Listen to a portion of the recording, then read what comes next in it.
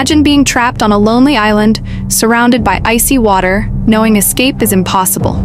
For some prisoners, this wasn't just a bad dream, it was real life. Let's explore 3 of the world's most infamous island prisons: Robben Island, Alcatraz, and Devil's Island.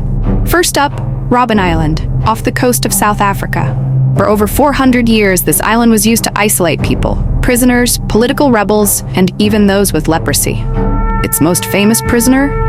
Nelson Mandela.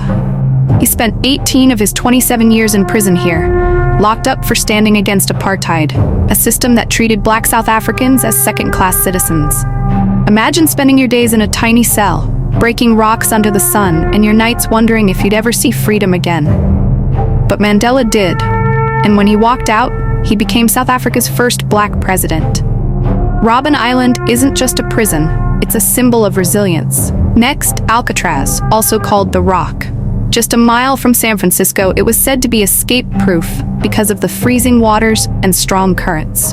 From 1934 to 1963, Alcatraz held some of America's toughest criminals. Gangster Al Capone, Scarface himself, was here. So was Robert Stroud, the Birdman of Alcatraz, who cared for birds in prison. But the most talked about story? In 1962, 3 prisoners dug their way out using spoons and floated away on a homemade raft.